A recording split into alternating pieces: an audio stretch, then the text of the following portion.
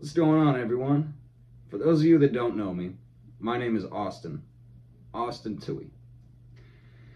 I was a micro influencer back in the Rockabilly scene in 2015, 2016, maybe 2017. But I'm coming back. So, let's get into it, shall we? Back in high school is when I started doing this. I started freshman year. I didn't know what I was doing. I ran an old YouTube account. You could probably put two and two together if you see my face, and if you came across that profile, then you know that it was me. It seemed like a nice time to start the channel up again. So, I've obviously changed a bit. I obviously don't look the same as I used to. My facial appearance, I obviously have more tattoos than I used to. I posted a couple videos to test run it, and it's going surprisingly well. I didn't know that, people were still into that kind of stuff. I didn't know if it would hit. I didn't know if it would miss. So I kind of just gave it a little test run, and here we are. Back on my old channel, I would talk about hairdos. I would talk about outfits. I would talk about weapons. I would talk about girls. We're going to do it a little differently on this channel. On this channel, we're going to talk about my past and all the gnarly shit that I used to get into, and what I'm currently doing. Going to run our way up to it. Back in high school, I had this friend named Jose, and me and him would hit the gas station, the 7-Eleven, almost every week to every other week. It was pretty fun, I'm not going to lie. I think that lasted for about 6 months. We would go there. I had a big ass army backpack. I would just throw that bitch on. It's like, military grade backpack, so there's so much space. We would go to the 7-Eleven, wait till just look around, and then people would come in. We wait till it was busy, and then we would go to the back and just fill up the bags.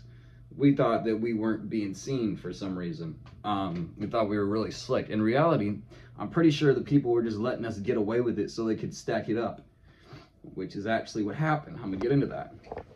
So I went to the 7-Eleven by myself because I was the gift giver at parties. I would go, hey, I know how to get alcohol. We're all underage. I know how to do it though. They're like, how? I said, just drop me off right here, park the car down the street, and I'll go get it.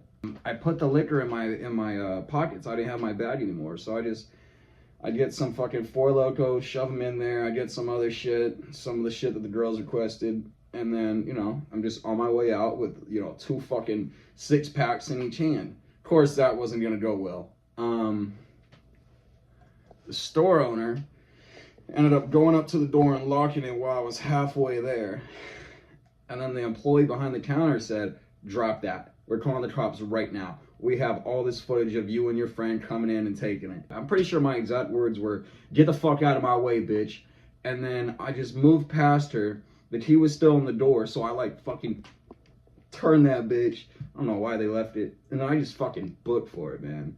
Running for my life. And then my friends across the street, they're looking out the car window like, what the fuck is going on?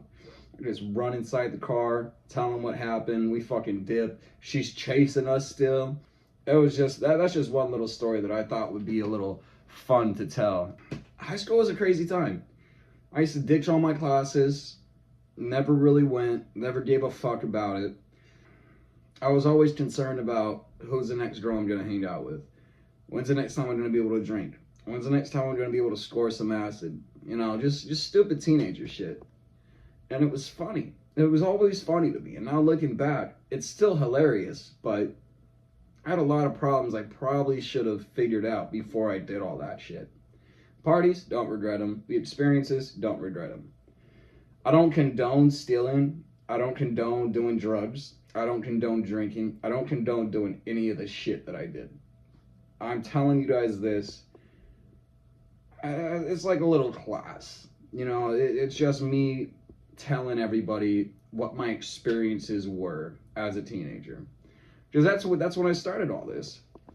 And I'm sure a couple of you are going to see this video and go, oh, I know this guy. I do know his old channel. Oh, I do know his old Instagram. When I left the scene for a while, it feels like a lot of people had turned their back on me. talked shit on me behind my back, called me a poser and all this shit. When I'm one of the few people that were starting out with a lot of the other big people that are big now. Like, they're not, no micro celebrities, no celebrities or anything, but in the scene, they're well known. I was one of those people. And then I dropped out because, just a lot of fucking shit going on. And nobody wanted to hear that part out. They only gave a fuck about, is he still doing it? No? Okay. We don't give a fuck about him then. Yeah, man, so good times, bad times. I ended up becoming like modern. I got into a music scene, like underground emo type of fucking stuff. The music's still out. The music's still out. It's on Spotify, Apple, all that shit. I'm not promoting it. I'm just, saying that.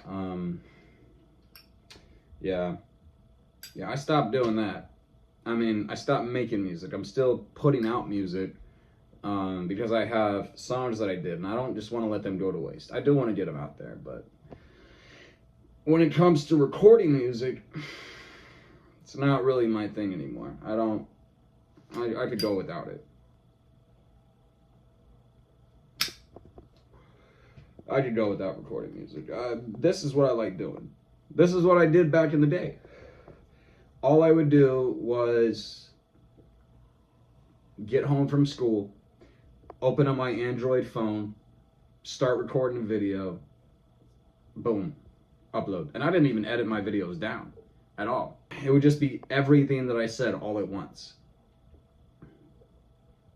And that was the worst part.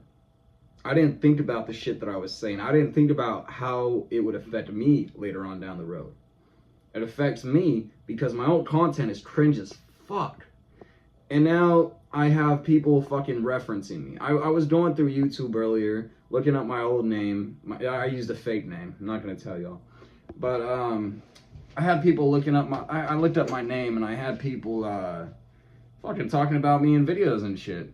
I just saw a video from a year ago about this kid talking about, like, 10 best Rockabilly YouTubers. And then I saw my old video pop up, and dude, nothing but shame. Nothing but shame. The name of the video was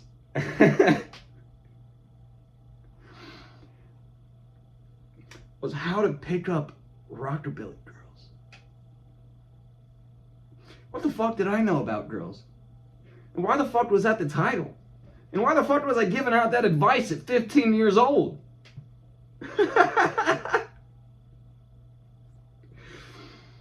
Hey man, no one's giving me shit for it yet, but there's gonna come a day when I know some motherfucker's gonna recognize it and go, holy shit, there's no way. I made a lot of changes to my character. I dropped that whole act of what I was trying to do before, trying to be the fucking tough guy, trying to be Mr. Cool. Because at the end of the day, it's not about how you act, man. It's about how you carry yourself, what you do.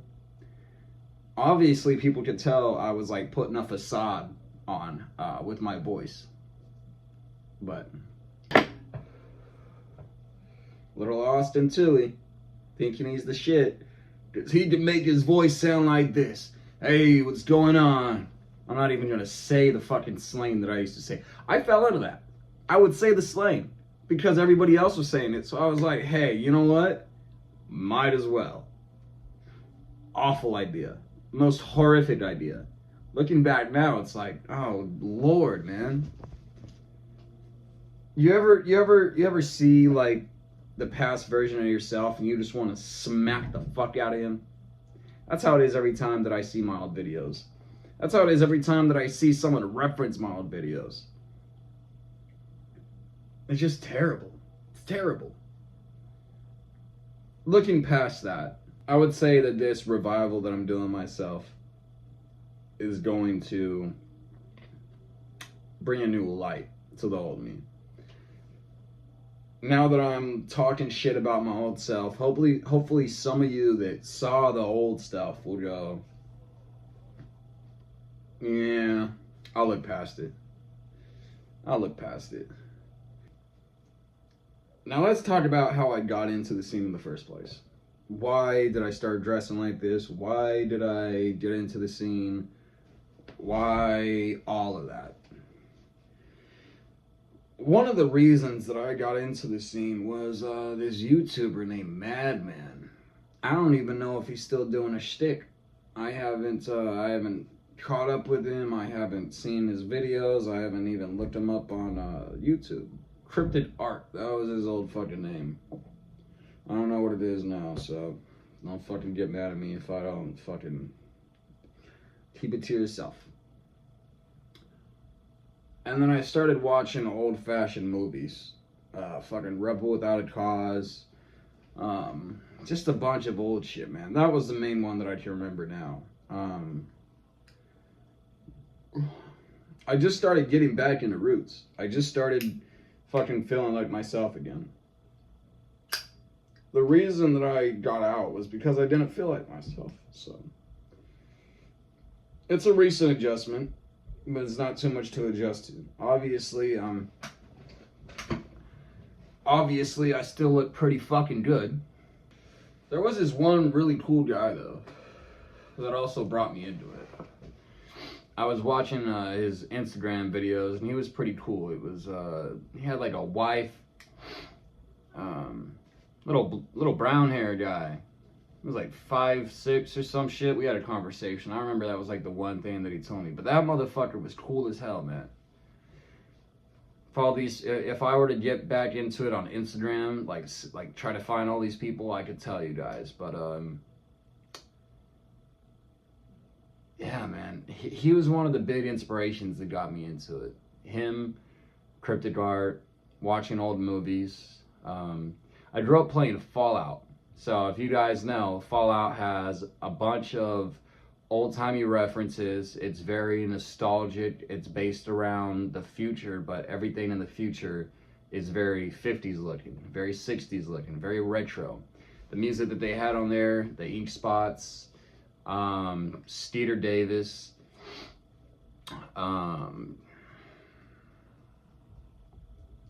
Danny Key, that was one of them too. It was a whole lot of influences, and at the end of the day, I thought, you know what? I really do like this stuff. I really do enjoy this. Why haven't I tried it out yet? So I tried it out. First day of high school, literally my first fucking day as a freshman, I got shitted on for the way I was dressing. Because it wasn't up to Quo Pro, or whatever the fuck the name is. It wasn't up to that. I looked like I was trying too hard. Like I was wearing an outfit, if that makes sense. And yeah, man. First day of high school was shit. But then I started, finding myself more into what I was wearing, what I was claiming, what I was doing. And then, I felt more like myself doing that. Now, my old YouTube videos, as I referenced before, those were atrocious. Let me just say that. Those were fucking atrocious, man. What's up, cats and kittens? I fucking can't.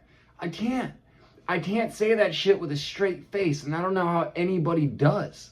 I don't. It is the cringiest fucking thing. And hey, if you say that, I'm not shitting on you. I'm not trying to make you feel like an idiot, but man, for me personally, I can't. Every time I hear my old self say that, I just want to... It's that fucking cringe, dude. It is the worst fucking thing that you could ever imagine. Just think about the worst thing that you ever did as a teenager, and then compare that to what I just said. That is the feeling I get. That feeling of utter shame. Shame, embarrassment, whatever you want to call it.